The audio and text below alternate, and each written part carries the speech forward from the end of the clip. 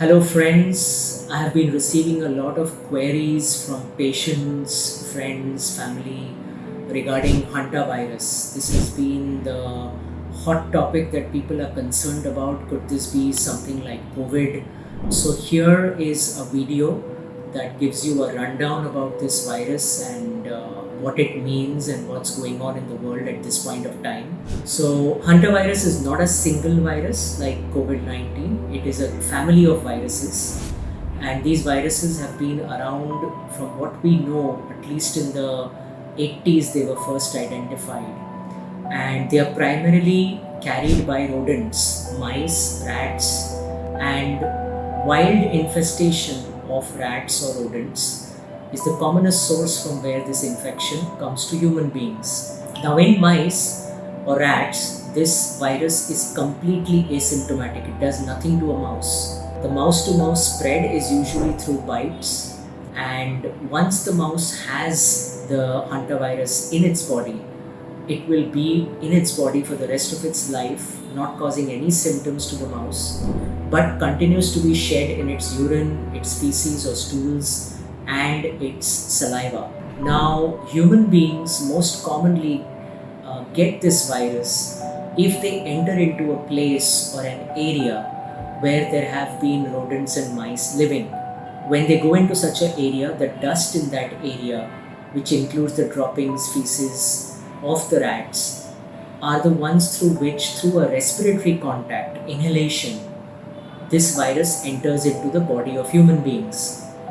Now, once it enters the human body, it can have an incubation period of anywhere from 1 week to 8 weeks, which means people, after getting exposed to a place where this virus existed, can be having no symptoms for up to 2 months and suddenly get sick after that. So, it can have a delay, and in the case of this cruise ship, the Dutch cruise ship, there was a delay of at least 2 weeks that is estimated between the Dutch couple who got sick on board this cruise ship, because they were on a bird watching trip in southern Argentina. That's where they're suspected to have acquired this virus, because it is known to be present in that part of the world, in that specific area. And the husband of the couple became symptomatic on the cruise only after the cruise had set sail. Once this virus is in the body, there are two types of manifestations that it can do. The first is called pulmonary syndrome, okay, hantavirus pulmonary syndrome. And in this syndrome, a person starts with a flu-like illness, body ache, headache, chills, fever, maybe a little cough, which can get progressively worse and end up even with fluid in the lungs and pulmonary failure and heart failure. And the fatality rate for hantavirus pulmonary syndrome is almost 38% for adults, to the best known data. When we look at the hemorrhagic fever with renal failure, which is the other manifestation of hantavirus, that also has a similar incubation period, and the fatality rate is less than 15%. In both of these conditions, because the virus has no treatment anywhere in the world, it is supportive care. So managing the fever, managing the aches, pains, the fluid management, and where it gets bad, even requiring a ventilator support for pulmonary syndrome and dialysis support for the renal failure, acute renal failure. And so these diseases are serious. Now, most of the hantavirus only transmits from rodents to humans. There is one specific virus called Andes virus. This is one type of hantavirus in the family of hantaviruses that can transmit from humans to humans, and that's the virus that was there on the Dutch cruise ship with the gentleman who got sick, and then his wife, both of whom passed away, and then the other passengers who got sick. This has been the virus that has been isolated. Now, with good isolation, the transmission of the virus really reduces, and as you can see, out of 149 passengers on the ship, 11 got sick, 3 unfortunately died, but there were many who did not get the infection, because this is not a rapidly and easily transmissible virus like the COVID 19 was. And hence, the potential for hantavirus to become a local outbreak or even a pandemic is extremely low.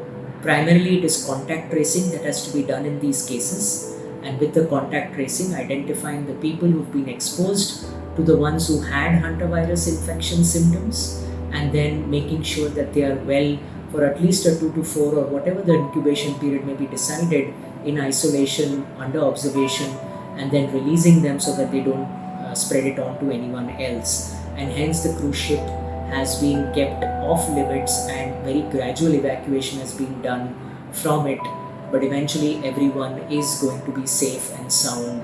And so with this, friends, I hope you all have a better understanding about what this outbreak has been, and there is no need to panic, there is no need to have fear, and hopefully everyone that you know of is safe and secure.